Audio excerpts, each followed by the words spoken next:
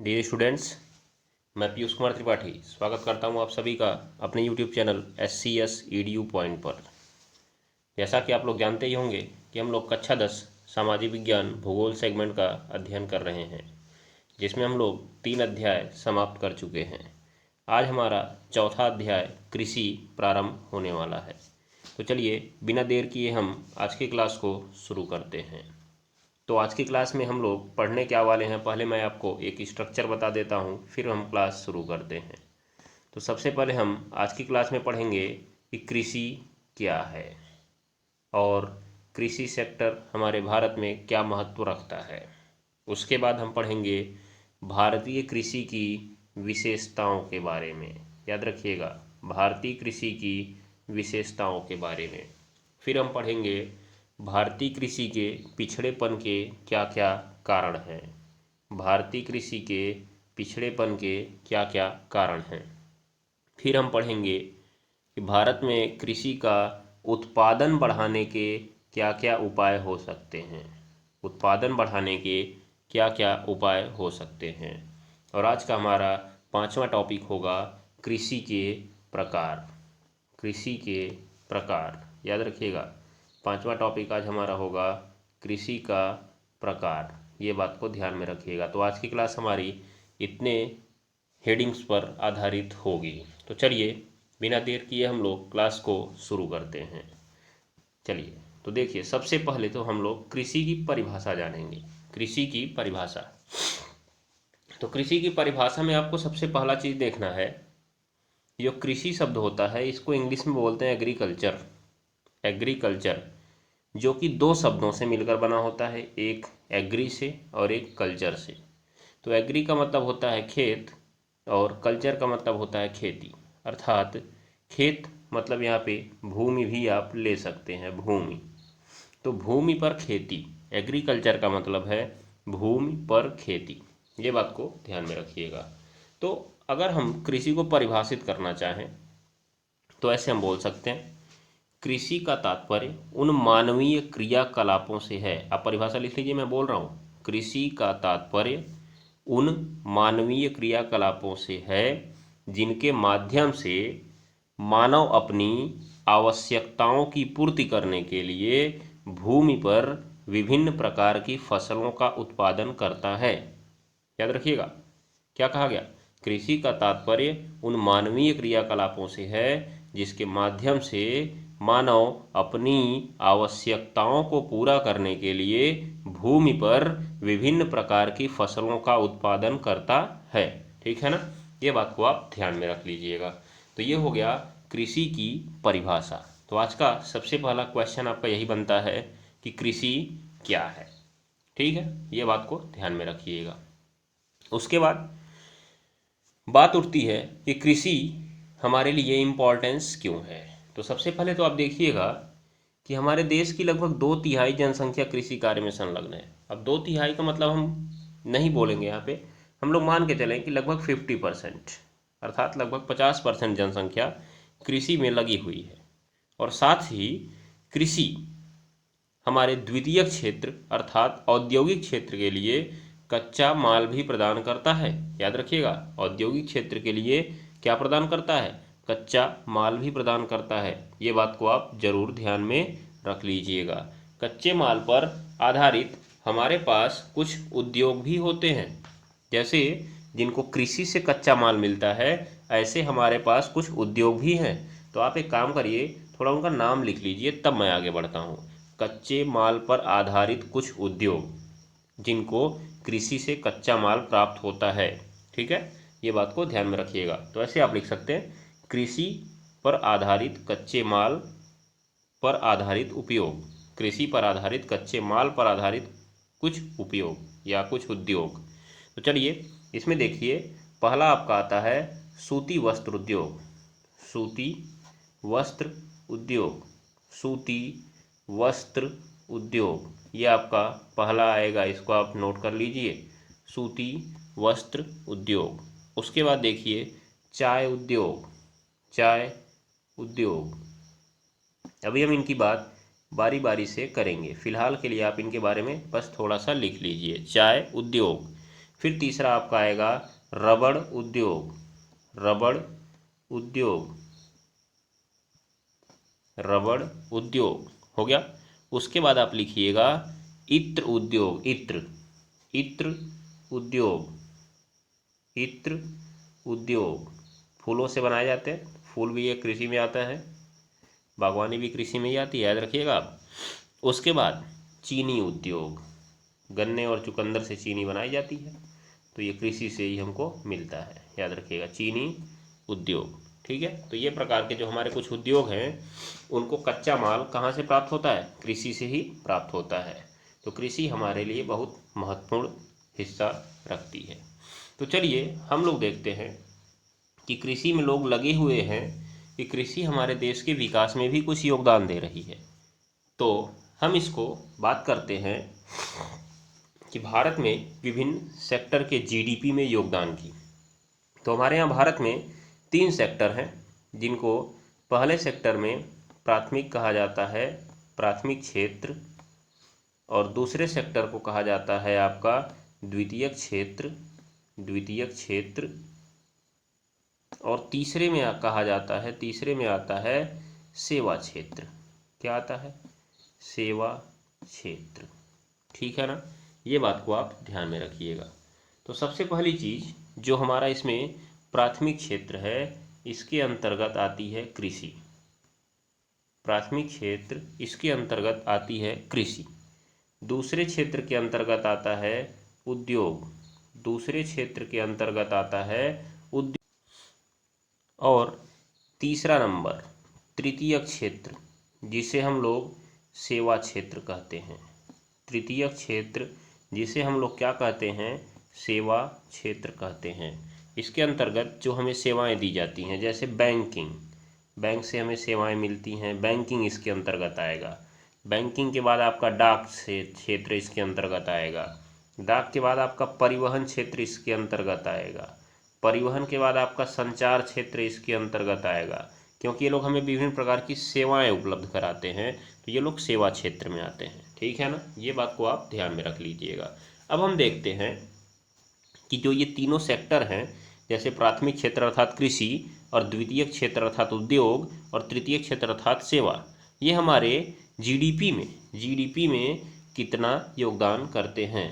तो GDP grass domestic product, grass domestic product, Hindi में इसको बोलते हैं सकल घरेलू उत्पाद, सकल घरेलू उत्पाद। ये बात को आप ध्यान में रख लीजिएगा। ठीक है, तो सकल घरेलू उत्पाद में ये तीनों सेक्टर जो हमारे हैं वो क्या योगदान देते हैं, हम जरा इसको एक पाई चार्ट के माध्यम से समझने का प्रयास करते हैं। तो चलिए ध्यान दीजिए। तो आप इस पाई चार्ट को देखिए और एक अनुमान लगाइए। इसमें देखिए 3 चीज़ें लिखी हुई हैं, एग्रीकल्चर, इंडस्ट्री और सर्विस। तो एग्रीकल्चर का मतलब आप जानते ही हैं, कृषि। इंडस्ट्री का मतलब होता है उद्योग, इंडस्ट्री का मतलब होता है उद्योग, और सर्विस का मतलब होता है सेवा। तो ये हमारा प्राथमिक क्षेत्र है, ये द्वितीयक क्षेत्र है, और ये कौन सा क्षेत्र है, तृतीयक क्षेत्र है। तो आप इसको देखिएगा, यहाँ पे लिखा हुआ है कि जो तृतीयक क्षेत्र है वो कुल जीडीपी का 53% दे रहा है। मतलब अगर हमारी टोटल जीडीपी 100 रुपये की है, तो 100 रुपये में से 53 रुपये हमको सेवा क्षेत्र से मिलते हैं, और 29 रुपये जो हैं उद्योग क्षेत्र से मिलते हैं, और 18 रुपये जो हैं कृषि क्षेत्र से मिलते हैं। अर्थात जो हमारी कृषि है हमारी जीडीपी में 21% का योगदान, 18% का योगदान देती है। कितने परसेंट का, 18% का। ये घटता बढ़ता रहता है थोड़ा बहुत, लेकिन ये आपके सामान्यतया वर्तमान आंकड़े हैं जो मैं आपके सामने प्रदर्शित कर रहा हूं, तो आप इनको अपनी कॉपी में नोट डाउन कर सकते हैं। सबसे ज़्यादा कौन सा क्षेत्र देता है हमें, सेवा क्षेत्र। सबसे ज़्यादा कौन सा क्षेत्र देगा, सेवा क्षेत्र, याद रखिएगा। उससे कम कौन सा है, उद्योग, और सबसे कम कौन सा है, कृषि। सबसे कम कौन सा है, कृषि। ये बात को आप ध्यान में रख लीजिएगा। ये आपका तृतीयक क्षेत्र, ये आपका द्वितीयक क्षेत्र, और ये आपका प्राथमिक क्षेत्र। ठीक है ना, तो ये तो हो गया आपका योगदान, मतलब 53 रुपये हमको सेवा क्षेत्र से मिलते हैं, 29 रुपये औद्योगिक क्षेत्र से मिलते हैं और 18 रुपये कृषिगत क्षेत्र से मिलते हैं। अब जरा इसको आप टोटल परसेंटेज आंकड़े के रूप में देख लीजिए, यहाँ आपके सामने प्रदर्शित है। ये 2021-22 का आंकड़ा है। यहाँ पर देखिए 18.8% और 28.2% और लगभग 53% ये हमको मिल रहा है सर्विस सेक्टर, इंडस्ट्री और एग्रीकल्चर। तो टोटल हमने वहाँ पे मोटा मोटा आंकड़ा लिया था 18%, इसका लिया था हमने 29% और इसका हमने लिया था 53%। ये बात को आप ध्यान में रख लीजिएगा। तो ये प्रकार से हमको विभिन्न हिस्से से जीडीपी प्राप्त होती है, ठीक है ना। ये बात को आप ध्यान में रख लीजिएगा। अब जरा हम इस बात को देखते हैं कि ये तो हो गया कि पैसा हमको मिल कितना रहा है, लेकिन इसमें लगे कितने लोग हैं, जरा आप यहाँ से देखिएगा। यहाँ पर डेटा थोड़ा सा आपको अलग लग रहा होगा, लेकिन आप उस पर बहुत ज़्यादा मत जाइएगा क्योंकि ये आगे पीछे होता रहता है। लेकिन आप एक मोटा मोटा स्ट्रक्चर देखिए, इसको आप ध्यान में ही मत रखिए, ये वाले स्ट्रक्चर पे फोकस करिए आप। यहाँ देखिए क्या दिख रहा है। जैसा कि मैंने कहा, आप पिछले डेटा को ही ध्यान में रखिए कि जो एग्रीकल्चर है, एग्रीकल्चर से हमको मिल रहे हैं टोटल 18 रुपये। कितने रुपए? 18 रुपये। और जो हमारा इंडस्ट्री सेक्टर है, इंडस्ट्रियल सेक्टर से हमको मिल रहे हैं 29 रुपये। और जो हमारा सर्विस सेक्टर है, सर्विस सेक्टर से हमको मिले 53 रुपये। लेकिन इसमें काम करने वाले लोग कितने हैं, जरा आप इस बात को गौर करिएगा। 18 रुपये जो हमको मिल रहे हैं ना, उसमें काम करने वाले 47 लोग हैं। याद रखिएगा आप, इसमें काम करने वाले टोटल 47 लोग हैं और इंडस्ट्रियल एरिया में 25 लोग टोटल काम करने वाले हैं, और जबकि सर्विस सेक्टर में 28 लोग काम करने वाले हैं। तो जरा आप इस बात को देखिए, लगभग हमारी आधी जनसंख्या कृषि में काम कर रही है, लेकिन उससे मिल कितने रुपए रहे हैं? केवल 18 रुपये मिल रहे हैं। मतलब एक प्रकार से अगर कमाई के हिसाब से देखा जाए तो लगभग 50 लोग मिलकर 18 रुपये कमा रहे हैं, और जबकि 28 लोग मिलकर 53 रुपये कमा रहे हैं। ये बात को आप ध्यान में रखिएगा। तो सोचिए, सेवा क्षेत्र देता हमको सबसे ज़्यादा है, लेकिन इसमें काम करने वाले व्यक्तियों की संख्या बहुत कम है, याद रखिएगा। जबकि कृषि क्षेत्र देता हमको सबसे कम है और इसमें लगे सबसे ज़्यादा लोग हैं, इसमें लगे सबसे ज़्यादा लोग हैं। ये बात को ध्यान में रखिएगा। यही हमारे कृषि के पिछड़ेपन का कारण है कि इसमें लगे ज़्यादा लोग हैं लेकिन मिल कम रहा है। ये बात को आप ध्यान में रखिएगा। तो हमें इसी के बारे में अध्ययन करना है। अगली हेडिंग में हम इसी बात का अध्ययन करने वाले हैं। तो चलिए, मैंने आपको इस पाई चार्ट से दिखाने का प्रयास किया कि भारत में कौन सा सेक्टर कितना परसेंट हमारी जीडीपी में योगदान देता है और कितने परसेंट लोग उसमें लगे हुए हैं, अर्थात काम करने वाले लोग। ठीक है, ये बात को आप ध्यान में रखिएगा। तो चलिए आगे देखना शुरू करते हैं अब हम लोग। तो चलिए अब हम लोग देखना शुरू करते हैं भारतीय कृषि की प्रमुख विशेषताएं। तो सबसे पहला चीज़ देखिए आप कि कृषि भारत का प्राचीन व्यवसाय है।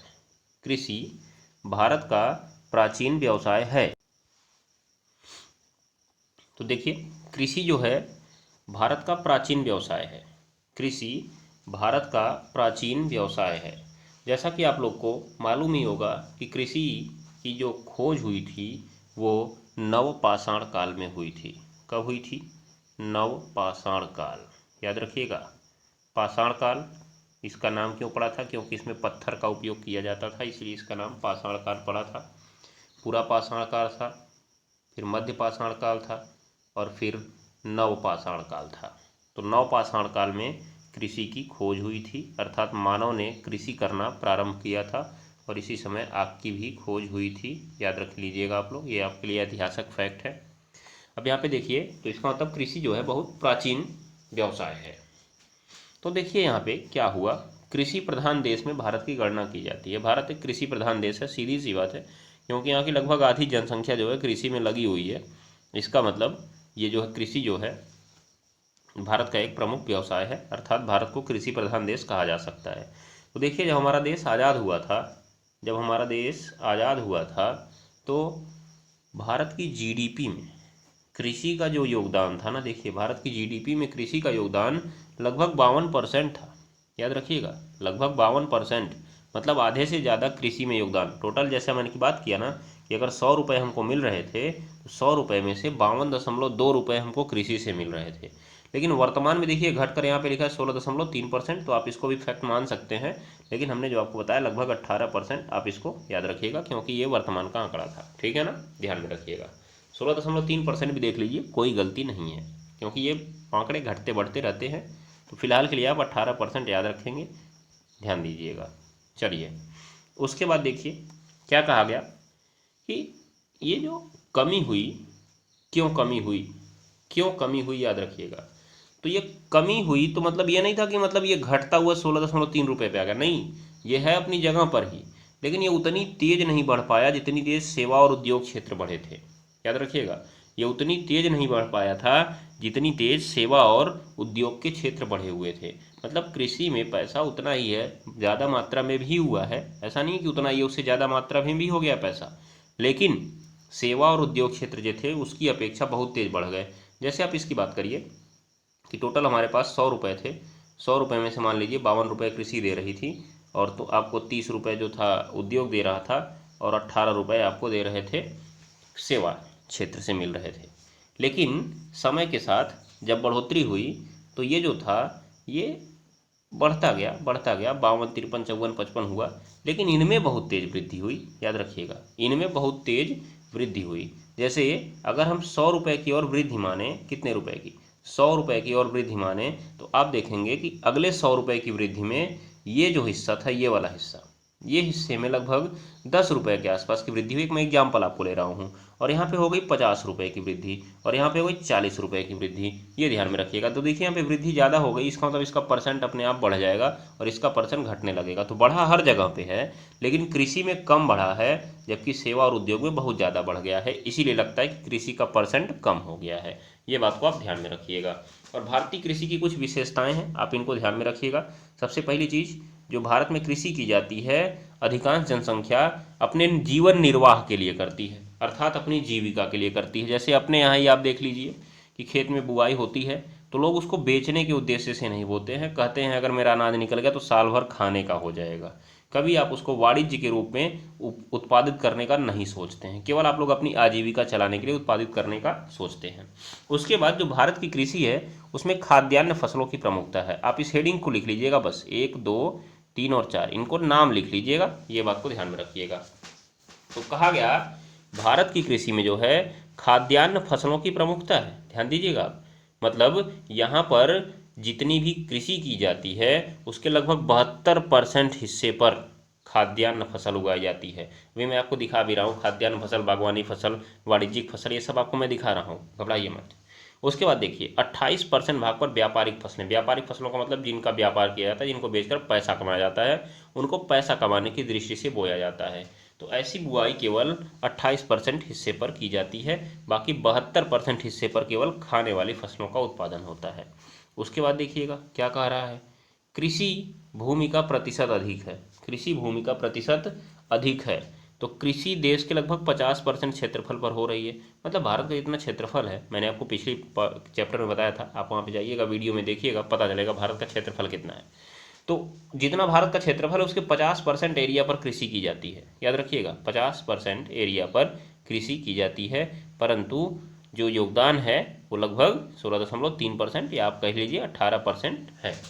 उसके बाद देखिए बहुफसली कृषि, बहुफसली कृषि मतलब देश में अधिकांश स्थानों पर बहुफसली कृषि होती है, अर्थात एक साल में एक से अधिक प्रकार की फसलें उस मिट्टी में उगाई जाती हैं। जैसे हमारे यहाँ खरीफ, रबी और जायद 3 प्रकार की फसल ऋतुएं होती हैं। तो बहुफसली कृषि इसी को कहा जाता है कि जब एक साल में बहुत ज़्यादा फसलों का उत्पादन होता है, अर्थात एक से ज़्यादा फसलों का उत्पादन होता है, तो हम उसे कहते हैं बहुफसली कृषि। ठीक है, ये बात को आप ध्यान में रखिएगा। तो ये हो गई भारतीय कृषि की कुछ विशेषताएं, जिनमें आपने देखा कि भारतीय कृषि में पहला जो है, हमारी जनसंख्या अधिकांश रूप से अपनी आजीविका के लिए कृषि करती है।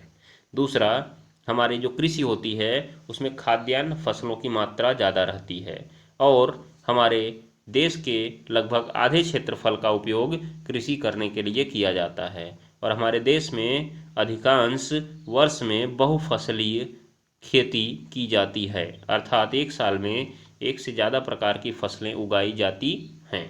ठीक है, ये आपका हो गया। अब हम देखते हैं भारतीय कृषि के पिछड़ेपन का कारण। ध्यान दीजिएगा, भारतीय कृषि के पिछड़ेपन का कारण। तो जैसा कि अभी आपने देखा कि जब हमारा देश आज़ाद हुआ था तो जो कृषि थी उसका योगदान लगभग 52.2% था, लेकिन आज ये घटकर लगभग 18% के आसपास चला आया है। याद रखिएगा। तो ऐसा हुआ क्यों, हमारी खेती पिछड़ी क्यों रह गई, इसको ग्रो क्यों नहीं किया इसने, इसका परसेंटेज बढ़ा क्यों नहीं, ये कम क्यों हो गया। तो देखिए, जैसा कि मैंने पहले ही आपको बता दिया कि हमारे यहाँ जो है अधिकांश जो कृषि होती है, देखिए आप इसको भी आप केवल हेडिंग लिख लीजिएगा अपनी कॉपी में, बस एक बार देख लीजिए, हेडिंग लिख लीजिए, कृषि की वर्षा पर निर्भरता, पहली हेडिंग। कृषि की जोतों का छोटा आकार का होना, कृषि की पारंपरिक तकनीकों का प्रयोग करना, श्रम प्रधान तकनीकों का उपयोग करना, उन्नत बीजों का अभाव और उनका महंगा होना, और भूमि पर जनसंख्या भार में वृद्धि होना, और भूमि प्रणाली का दोषपूर्ण होना, तथा विभिन्न आपदाएं और रोग का लगना, और लास्ट पॉइंट, कृषि को जीविकोपार्जन का साधन मानना। कृषि को जीविकोपार्जन का क्या मानना, साधन मानना। ये आपकी हेडिंग है, आप इसको अपनी कॉपी में लिखिए और बाकी पॉइंट आप सुनते जाइए कैसे हम लोग इसका उपयोग करेंगे लिखने के लिए। तो देखिए, जैसा कि सबसे पहला हमने कहा कि अधिकांश जनसंख्या कृषि में ही लगी हुई है, परंतु आज भी हम लोग कृषि के पिछड़ी तकनीकों का उपयोग करते हैं, इसीलिए कृषि में उत्पादकता बढ़ नहीं पाई है और इसका परसेंटेज धीरे धीरे घटने लगा है, ये ध्यान में रखिएगा। तो अब देखिए, यहाँ पे भारत में जो अधिकांश कृषि है वो वर्षा पर आधारित है, वर्षा पर आधारित है। जैसे अपने यहाँ ही देख लीजिए कि अभी हमारे यहाँ धान पैदा हो रहा था, इस बार वर्षा सही नहीं हुई, इसलिए लोगों के धान की मात्रा काफ़ी कम हो गई, बहुत ज़्यादा धान पैदावार नहीं हुई। तो इसका मतलब हमारे यहाँ की जो कृषि है वो वर्षा पर निर्भर कर रही है। अगर वर्षा नहीं हुई तो खेती हमारी खराब है, ये बात को आप ध्यान में रख सकते हैं। तो क्या लिखा है, भारत की अधिकांश कृषि जो है वर्षा पर आधारित है। अगर वर्षा अनियमित हुई है तो इसका नकारात्मक प्रभाव कृषि पर पड़ता है, जिसके कारण उत्पादन कम हो जाता है। इसीलिए भारतीय कृषि को मानसून का जुआ भी कहा जाता है। जुए का मतलब क्या है, जिसमें आप लक से जीत गए तो जीत गए, अन्यथा हार गए, इसीलिए भारतीय कृषि को भी मानसून का जुआ कहा जाता है। जैसे मान लीजिए आपने धान लगवा दिया बरसात के मौसम में, धान खेती लगवा दिया आपने, बारिश बढ़िया हो रही थी, लेकिन अचानक उसके बाद बारिश होना बंद हो गया, उसके बाद आपके धान की फसल हो गई खराब, तो कुछ नहीं निकला, इसका मतलब वो एक मानसून का जुआ ही हो गया। ठीक है, ये बात को आप ध्यान में रखिएगा। चाहे क्या हुआ, वर्षा हुई ही नहीं, आप धान की खेती लगवा ही नहीं पाए, तो भी आपकी खेती खराब हो गई, इसका मतलब आपको धान की पैदावार नहीं मिल पाई। तो कृषि जो हमारी है वर्षा पर निर्भर है, इसीलिए जब वर्षा कम होती है या अनियमित रूप से होती है तो उत्पादन कम हो जाता है। तो आप पहले पॉइंट में इतना आप लिख सकते हैं। दूसरा देखिए, कृषि की जोतों का छोटा आकार होना।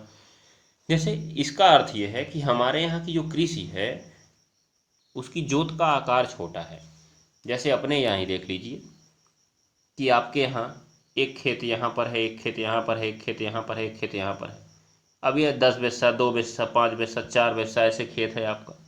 तो अगर ये विश्व में इतने इतने खेत हैं आपके, तो आप इसमें क्या कर सकते हैं। आपने सोचा कि मैं यहाँ पे एक मशीन लगवा दूँ और मैं अपने खेत में पानी भर सकूँ, तो यहाँ पे आप मशीन लगवा देंगे, बाकी खेतों में क्या करेंगे, आप कुछ कर पाएंगे, नहीं कर पाएंगे। आपने सोचा कि मैं यहाँ पे एक फसल बो देता हूँ और इसको चारों ओर से घेर देता हूँ, जिससे यहाँ पे कोई जानवर आगे खा नहीं पाएगा, फसल की बढ़िया उत्पादकता हो जाएगी, तो आप इन 3 खेतों में क्या कर पाएंगे, कुछ कर पाएंगे, नहीं कर पाएंगे। मतलब आप बहुत कुछ सोच कर भी इन खेतों में नहीं कर पाते हैं। तो वही हमारे यहाँ की हालत है कि कृषि की जोत का जो आकार है वो छोटा है, इसीलिए हम उत्पादन में उच्च तकनीकों का प्रयोग नहीं कर पाते हैं और उसे केवल अपने जीवन का आधार मानकर जीवन निर्वाह कृषि के रूप में उपयोग करते जाते हैं। और इसका कारण क्या है, इसका कारण क्या है, छोटी जोत के आकार का होने का कारण क्या है, अधिक जनसंख्या का होना और भूमि का बंटवारा होना। जैसा पता ही होगा आप लोग को, जो आपके पूर्वज लोग थे उनकी खेत इतने बड़े थे, उनके खेत इतने बड़े थे, लेकिन आपके पिताजी के पिताजी 4 भाई हुए, तो उन लोगों ने कहा चलिए हम इसको 4 भाग में बांट देते हैं। अब 4 भाग में बांट दिए तो इतना छोटा हो गया। अब उनके भी 2-3 लड़के हुए, वो लोग भी बांट लिए ऐसे ऐसे। अब बांटते बांटते पता चला इतना छोटा छोटा खेत मिला, तो आप उसमें क्या कर पाएंगे? कुछ फ़ायदा होगा आपको? नहीं होगा। बस आप इतना ही करेंगे कि इतना पैदावार हो जाए कि मेरा साल भर का भोजन चल जाए, बस आप यही सोचेंगे, उसके आगे आप कुछ सोच नहीं पाएंगे। तो कृषि की जोत का जो छोटा आकार है वो भी हमारी उत्पादकता को प्रभावित करता है, क्योंकि हम उसमें उन्नत तकनीकों और वैज्ञानिक तरीकों का उपयोग नहीं कर पाते हैं, जिससे पैदावार कम होती है। तो आप इसको अपने हिसाब से बना के लिख सकते हैं। फिर देखिए कृषि की पारंपरिक तकनीक, तो ये तो बात वही है कि आप अभी कृषि में परंपरागत तकनीकों का उपयोग करते हैं, कोई आप वैज्ञानिक तरीके का, वैज्ञानिक ढंग का उपयोग करते नहीं हैं। आपको पता चला कि आपको गेहूं बोना है तो इतना डाई डालना है, इतना यूरिया डालना है, बस ले गए बोरी उठाए झोंक दिए। लेकिन अगर आप उस मिट्टी की जांच करवाते तो पता चलता वास्तव में आपकी मिट्टी को कितने यूरिया और कितने डाई की, कितने पोटास की ज़रूरत है। हो सकता है आप उसको ज़्यादा मात्रा में डाल रहे हो, धीरे धीरे वो फसल खराब हो जाएगी। ये बात को आप ध्यान में रखिएगा। मिट्टी खराब हो जाएगी, मिट्टी बंजर हो जाएगी, भूमि बंजर हो जाएगी, खेती होगी नहीं वहाँ पे। तो ये सब चीज़ें हैं। तो परंपरागत तकनीकें हमारे यहाँ उपयोग करते हैं, जिससे उत्पादन अच्छा नहीं हो पाता है। दूसरी बात श्रम प्रधान तकनीक है। तो हमारे यहाँ अभी भी खेतों में लगभग आदमियों से ही काम होता है। जैसे आपके यहाँ ही मान लीजिए खेती है, धान कटवाना है, आदमी नहीं मिले, आपकी खेती खराब हो गई। अगले साल आपने कहा मैं खेती करूँगा ही नहीं क्योंकि आदमी ही नहीं मिलते हैं। अभी अगर वहीं पर आधुनिक तकनीकें होती, श्रम प्रधान नहीं होता, मशीनों से काम कराना होता, तो आप आराम से खेती करते और मशीनों से काम करवा कर उत्पादित अच्छा कर लेते। ठीक है, ये बात को आप ध्यान में रख लीजिएगा। चलिए आगे देखिए, उन्नत बीजों का अभाव और महंगा होना। तो वही बात है, हमारे यहाँ पर उन्नत बीज जिसे कहते हैं हाई यील्ड वैरायटी सीड्स, अर्थात जिनका उत्पादन ज़्यादा होता है, जिनकी उत्पादकता ज़्यादा होती है, तो हमारे यहाँ या तो वो उपलब्ध नहीं है, और अगर उपलब्ध भी हैं तो महंगे दामों पर उपलब्ध हैं। इसीलिए गरीब किसान इनको खरीद नहीं पाता है और वो नॉर्मल बीज का ही उपयोग करता है, कम पैसे वाले बीज का ही उपयोग करता है, जिससे उत्पादन क्या होता है? कम होता है। फिर उसके बाद क्या कह रहा है? भूमि पर जनसंख्या भार में वृद्धि। तो जैसा कि आपको मालूम ही होगा कि भूमि का क्षेत्रफल तो बढ़ नहीं रहा है, लेकिन जनसंख्या बढ़ती जा रही है। अब जैसे इतनी जनसंख्या पर पहले अगर इतनी ज़मीन पर बात करिएगा, इतनी ज़मीन पर 1000 जनसंख्या पहले भोजन करती थी, तो आज कंडीशन ये है कि इसी ज़मीन पर 10,000 जनसंख्या भोजन करना चाहती है। तो इसका मतलब जाहिर सी बात है, इसी भूमि पर जनसंख्या का दबाव बढ़ रहा है। इसीलिए कृषि का क्षेत्र धीरे धीरे क्या होता जा रहा है? कम होता जा रहा है। और दूसरे इस 10,000 जनसंख्या को रहने के लिए घर भी तो चाहिए, तो इसी में से कुछ ज़मीन का उपयोग घर बनाने में भी होगा, तो कृषि का क्षेत्र और कम होता जाएगा, जिससे उत्पादकता क्या होती जा रही है? कम होती जा रही है। आपदाएं और रोग के बारे में जानते ही हैं, जैसे सूखा पड़ गया, ओला पड़ गया, बाढ़ आ गई, इससे फसल खराब हो गए, इससे फसल क्या हो गई? खराब हो गई। आप लोग कुछ कर नहीं पाएंगे, इसमें तो कहेंगे भगवान की मर्जी है और क्या करें हम, यही तो आप बोल सकते हैं। और उसके बाद वही कह रहा है कृषि को जीविका का साधन मानना। तो ऐसा तो हमारे यहाँ होता ही है कि आपके यहाँ ही खेती होती है तो पैसा कमाने के लिए नहीं करते हैं, कहते क्या है कि बस इतना हो जाए कि हमारा साल भर का चल जाए। तो इसीलिए कृषि में उत्पादकता ज़्यादा नहीं हो पाती है। ठीक है ना, ये बात को आप ध्यान में रख लीजिएगा। तो चलिए अब हम लोग अगला और आज का अंतिम टॉपिक देखना शुरू करते हैं। आज का अंतिम टॉपिक है हमारा कृषि में उत्पादकता बढ़ाने के उपाय। कृषि में उत्पादकता बढ़ाने के उपाय, तो इसमें भी आप केवल हेडिंग मात्र ही लिखिएगा, बाकी तो आपको बनाकर ही लिखना रहेगा। मेरी बात को आप एक बार ध्यान से सुन लीजिए और अपने आप बनाकर इनको लिख सकते हैं आप।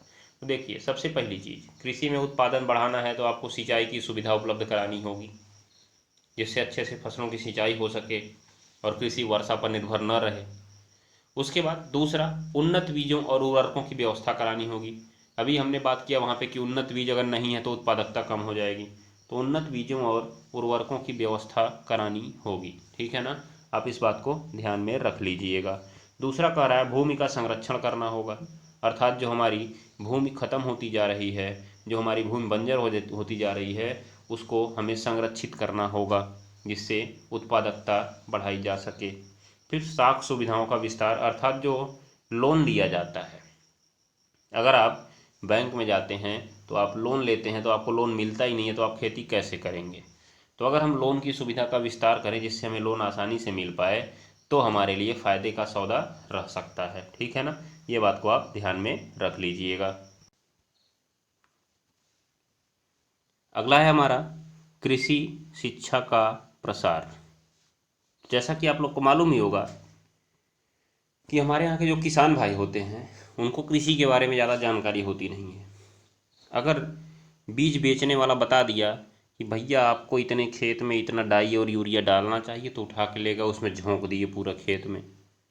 लेकिन अगर आप कृषि के बारे में जानकार होते और आप अपनी मिट्टी की जांच मृदा प्रशिक्षण केंद्र से करवा लेते अपने निकटतम, तो पता लग जाता कि मिट्टी में वास्तव में कितने उर्वरक की ज़रूरत है।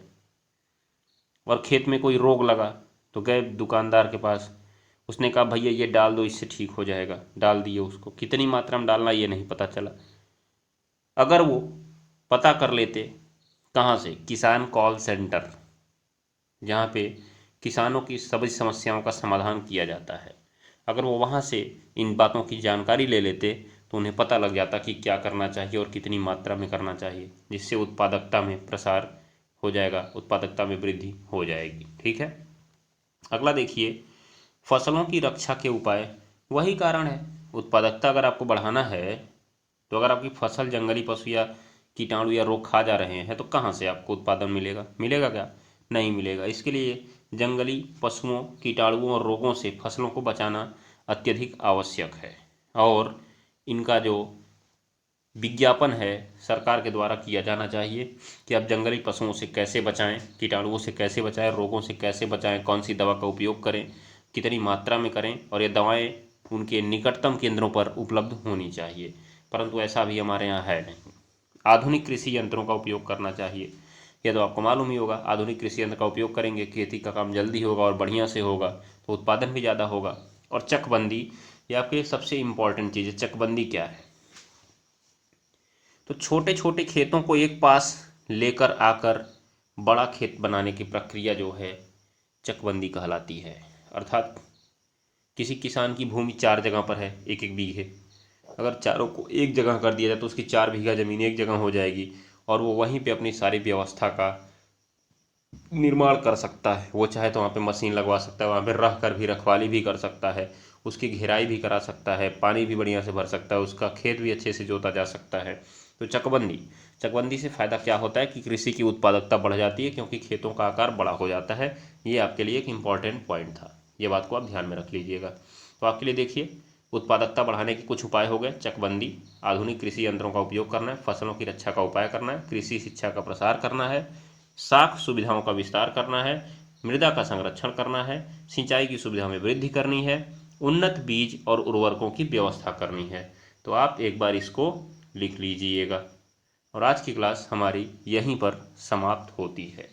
अब हम लोग कल से शुरू करेंगे कृषि के प्रकार और भारत में कृषि की विभिन्न मौसम ऋतुएं, अर्थात कृषि के आधार पर या ऋतुओं के आधार पर कृषि का प्रकार कैसे है, हम लोग इसकी चर्चा कल करेंगे। और भारत में कुछ प्रमुख फसलों, उनके उत्पादन और उनकी जलवायु की भी चर्चा हम लोग कल की क्लास में करेंगे। तब तक आज के लिए इतना ही। पढ़िए और दूसरों को भी पढ़ाते रहिए और अपना ज्ञान बांटते रहिए, क्योंकि ज्ञान बांटने से ही बढ़ता है। ये बात को आप ध्यान में रख लीजिएगा। तो आज के लिए नमस्कार, टाटा, गुड बाय।